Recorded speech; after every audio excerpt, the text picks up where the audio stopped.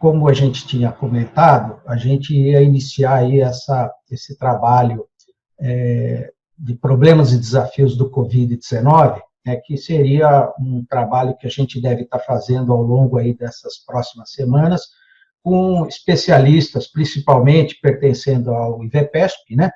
E hoje a gente vai começar, essencialmente, falando com o professor Jorge Calil, né, que é um colega da USP, que tem feito um trabalho, todo um histórico também no Instituto Butantan, de muitos anos, né, e está fazendo uma série de trabalhos, principalmente focados aí nessa questão que nos aflige a todos, que é o Covid-19. Então, professor Calil, eu queria que o senhor começasse a falar um pouquinho, dizendo do momento que nós estamos vivendo e o que o senhor considera atualmente as melhores estratégias aí para a gente poder sair dessa situação crítica que a gente vive.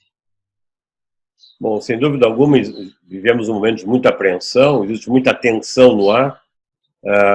Aparentemente, nós estamos conseguindo aumentar o distanciamento social, que seria fundamental para nós pararmos a cadeia de transmissão comunitária da doença, mas o que seria talvez ideal é que nós pudéssemos testar quem é positivo, quem é negativo, poder isolar os positivos, seria uma maneira talvez mais eficaz de interromper a cadeia de transmissão.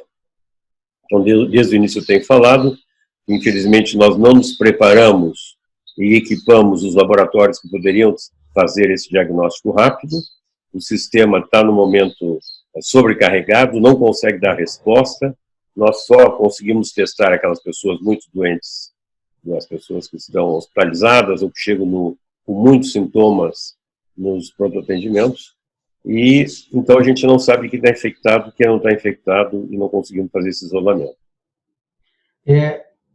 Na situação, como o leite praticamente já foi derramado, mas vamos dizer assim, nesse momento aí, para essa questão da retomada, por exemplo, dos testes, tem alguma saída, né, interna aqui para esse problema, ou a gente dependeria naturalmente de apoio de outros países para resolver, como a própria Coreia ou a China, né? Hoje mesmo eu vi uma matéria falando que médicos chineses estão chegando na Itália lá para ajudar lá também, uma vez que a crise lá está um pouco mais sob controle.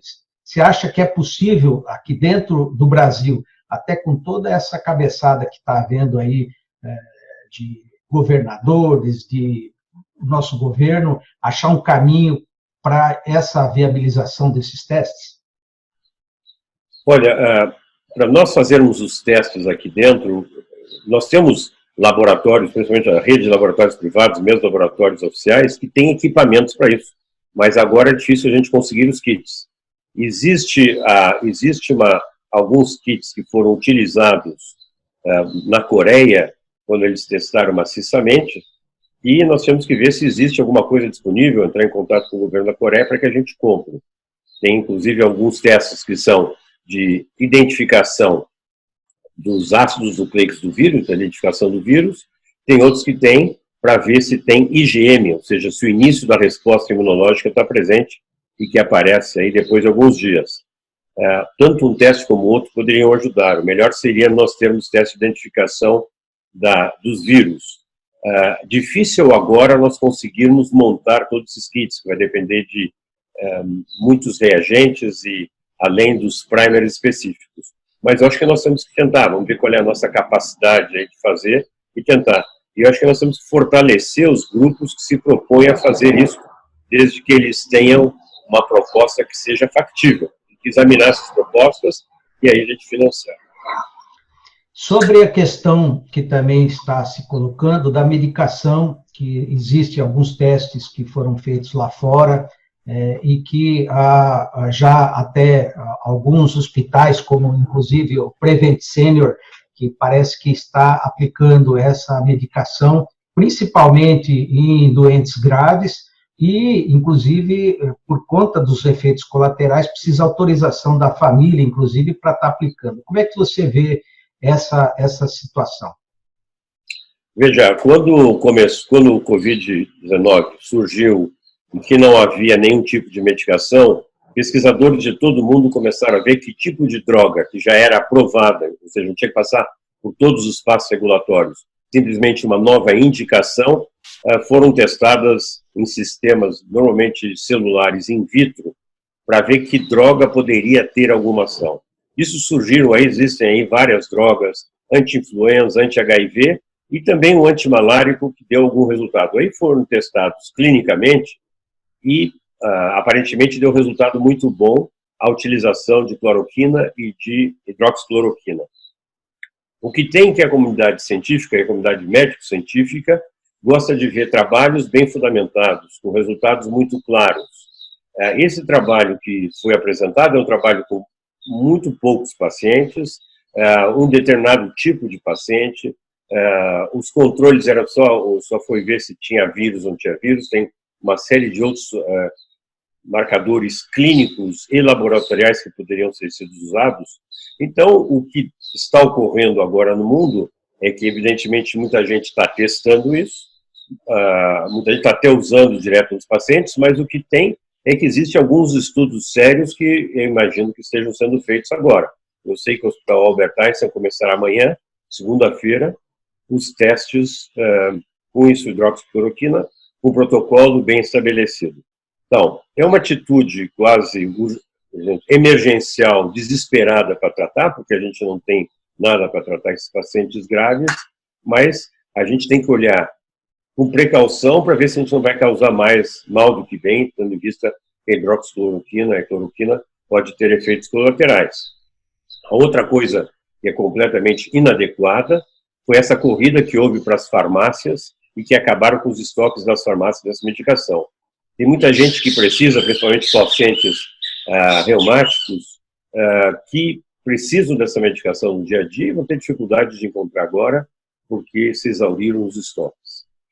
Nós temos também que ver como é que nós vamos usar. Se esses resultados forem positivos de hidroxicloroquina, digamos que nós temos aí otimisticamente um resultado positivo, nós vamos ver como é que os estoques brasileiros vão poder ser usados. 2 laboratórios brasileiros têm isso comumente, distribuem comumente, o número de tratamentos não é muito grande, porque as indicações são relativamente pequenas, o antimalárico e doenças reumatológicas, então vamos ver como é que vai ser utilizado e esperamos sempre que, se der certo, e se os nossos estoques funcionarem, se nós não tivermos capacidade de produzir mais, o princípio ativo ele é importado da Índia, esperamos que a Índia continue exportando e não queira reter todo esse princípio ativo para eles.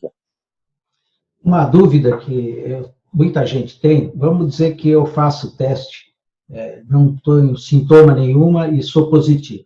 Então, o caminho é que essa pessoa fique, então, em quarentena aí durante 14 dias, isolado, para eventualmente não estar transmitindo. Após esse período de 14 dias, essa pessoa pode estar saindo na rua ou não, uma vez que ele foi contaminado? Em princípio, nós conseguimos clarear o vírus que nós temos em 14 dias. Tanto pessoas que apareceram com teste positivo sintomáticos como assintomáticos. Então, tem que ver se realmente está assintomático. Em princípio, depois de 14 dias, as pessoas estão livres para ter uma vida normal, podem sair na rua. Quer dizer que esse vírus, que eu, através do teste, me deu positivo, com esse período de 14 dias, o próprio organismo dessa pessoa, sei lá, ele acha um caminho para poder eliminar e não ter possibilidade de transmitir para o outro. É isso, então, né? Então, isso nós não temos dados suficientemente claros que os pacientes assintomáticos pudessem viver mais tempo com o vírus. Mas se acredita que, em princípio, em 14 dias, tanto os assintomáticos como os sintomáticos estariam livres do vírus.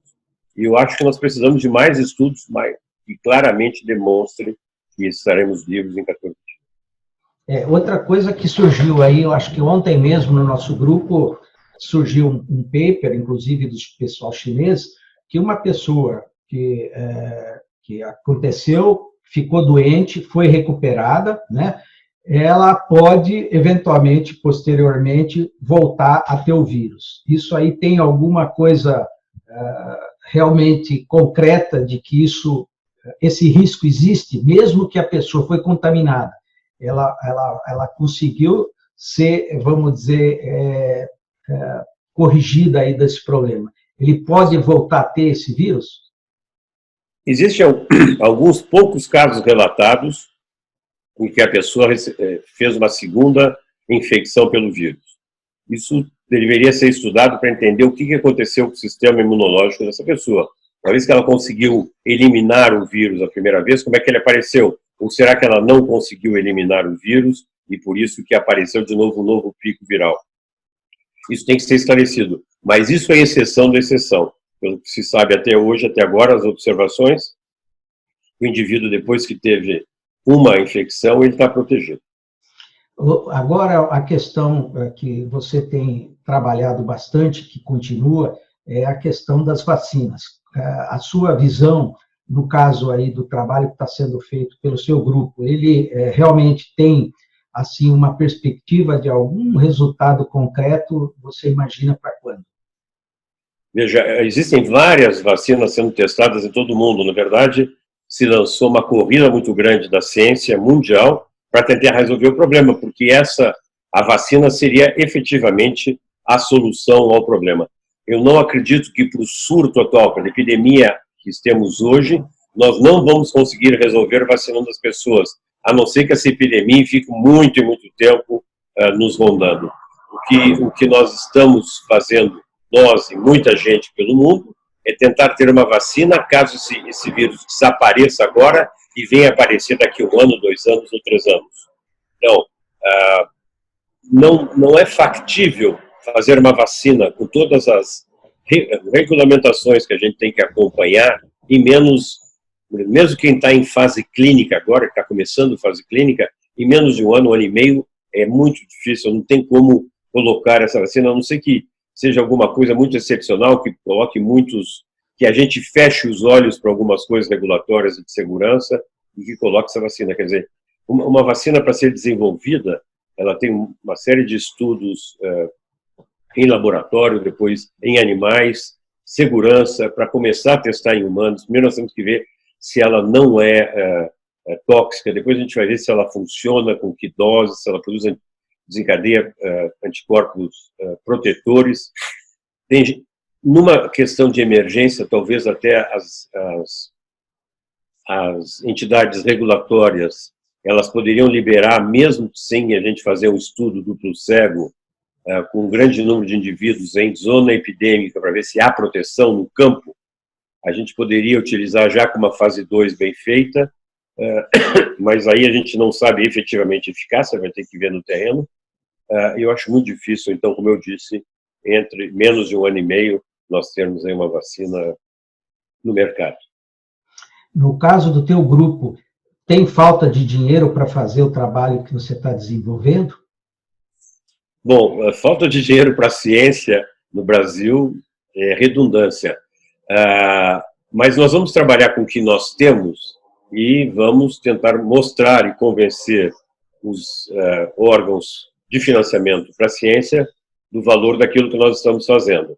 Existe uma iniciativa que eu achei muito interessante do Ministério de Ciência, Tecnologia, Inovação e Comunicação, em que eles fizeram um grupo de experts para ver aonde que seria importante atuar, e deve haver, e foram falar com o Ministério da Economia, que deveriam ser liberados recursos específicos para pesquisa para essa epidemia do Covid-19. Aparentemente vai haver essa liberação, e o Ministério da Ciência e Tecnologia já está buscando alguns projetos para ver qual é que seria a melhor maneira de nós fazermos frente à epidemia utilizando a ciência estabelecida brasileira, que é muito boa. Nós temos excelentes cientistas e temos várias soluções propostas. Para terminar, eu queria que você, só por estar dentro de hospital, é médico, você entende que o Brasil está preparado com a sua rede de hospitais, com as UTIs disponíveis para enfrentar esse problema? Veja, eu acho que eu não sei se tem algum país do mundo que esteja preparado. Tem alguns que estão mais preparados, alguns menos preparados, e as pessoas veem um pouquinho isso, quer dizer, nós vamos ter necessidade de respiradores e leitos de UTI. Então, qual é o número de leitos de UTI que nós temos por 1000 habitantes, coisas desse tipo? A expectativa que vem, bom, ninguém está preparado. Eu acho que nós não nos preparamos em outra coisa, como fazer os testes para identificar os indivíduos. Você veja que, quando você compara a Alemanha com a Itália tem tido menos mortes e o número de pacientes graves é um percentual menor. Por que será isso? Bom, pode ser que seja real, pode ser que seja só uma questão do erro epidemiológico, porque na Itália eles não estão testando todo mundo para saber quem é que está doente. E na Alemanha, sim, estão testando muita gente e isolando essas pessoas. Então, como eles testam muita gente, o número de graves dilui. Agora, se você só testa pacientes que já está doente, o número de grave proporcionalmente aumenta. Não sei se fiquei claro com isso. Então, nós temos que ver o que efetivamente está ocorrendo aí na Alemanha e na Itália, mas a gente sabe que a Alemanha tem UTIs muito bem organizadas e está atendendo prontamente. Na Itália houve uma sobrecarga, e essa sobrecarga com, digamos, a explosão do número de casos, não conseguiram atender. Eu acredito que o Brasil, se nós tivermos uma explosão como a Itália, nós vamos sofrer sim, não haverá leitos suficientes para atender a demanda toda da população. Bom, se você, então, fosse atualmente o ministro da Saúde, o que você efetivamente, de forma emergencial, faria nesse momento, para a gente liquidar aqui a sua entrevista? Bom, emergencialmente eu aumentaria o número de testes para isolar os casos e tentar fazer com que seja quebrada a cadeia de transmissão. E isolaria aquelas comunidades em que há casos e que há transmissão comunitária, sem dúvida alguma, como está sendo feito. Sem dúvida alguma, também, nós temos um problema econômico muito sério e tem que ser pensado como que nós vamos fazer tudo isso e impedir muitas pessoas que trabalham informal de trabalharem. O que vai acontecer com essas pessoas? Então, eu viria, junto com o Ministério da Economia, uma forma efetiva de que essas pessoas tenham o recurso mínimos para viver e para que a gente possa passar essa economia sem que eles tenham que se expor ou sem que tenham que transmitir a doença. Isso eu acho também, eu vejo aqui mesmo na minha casa, né, dentro da minha família, uma preocupação muito grande. Hoje mesmo com a minha esposa, ela falou: Hélio, você está comprando pouca comida, estocando pouca comida, nós vamos morrer de fome aqui, precisamos... Então, essa questão desse pânico, né, que era uma outra questão, que aí, como que a gente ataca essa situação para que haja realmente essa calma. O problema é que as pessoas estão, assim, meio desorientadas com toda essa informação, não temos os testes, os hospitais, talvez, a própria declaração do ministro dizendo que a gente vai entrar em colapso, porque a gente pode ter plano de saúde, pode ter dinheiro, mas não vai ter como atender. Então, isso tudo também é outra, eu acho, questão que o governo precisava tomar um certo cuidado, né, para poder, claro, tomar as medidas, mas sem gerar, assim, um pânico que, como você falou, pode entrar numa situação de cadeia, de uma série de coisas, e que isso não vai ajudar, né? Então, eu penso que também isso é outra questão importante, que é a questão, vamos dizer, mental das pessoas no momento que está passando. Sem dúvida alguma, essa situação que nós estamos vivendo é extremamente angustiante para todo mundo, que faz com que as pessoas, pela sua angústia, cobrem cada vez mais atitudes imediatas. Então, os médicos estão acostumados a viver situações assim de grande angústia, de grande estresse. Nós temos que manter a tranquilidade para tomar a decisão que seja mais adequada. E também os políticos também têm que pensar, ponderar, e não simplesmente tomar decisões sob a pressão que existe, porque a pressão é muito grande.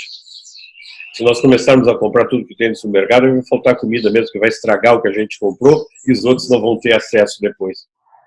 Então, nós temos que ter muita tranquilidade e maturidade e vamos ver como é que o Brasil vai conseguir reagir. Nós ainda não chegamos no pico da infecção nas diferentes regiões do Brasil. São Paulo está na frente, talvez a gente venha alcançar esse pico antes. Vamos ter muita tranquilidade para vencer esse desafio. Bom, professor Calil, eu queria agradecer muito aí a sua entrevista, que ilustrou muito bem, acho que os vários pontos que a gente está passando, e, como você disse, vamos acreditar que, acho que na solidariedade, né, que acho que é o preciso, acho que todo mundo se ajudar, essa rede de ajuda mútua, né, porque eu acho que a gente não vai sair disso aí sozinho, né, tem que estar todo mundo, a população e também as autoridades em conjunto. Então, eu queria agradecer mais uma vez e esperar em breve, novamente, a gente voltar a conversar. Ok, prazer.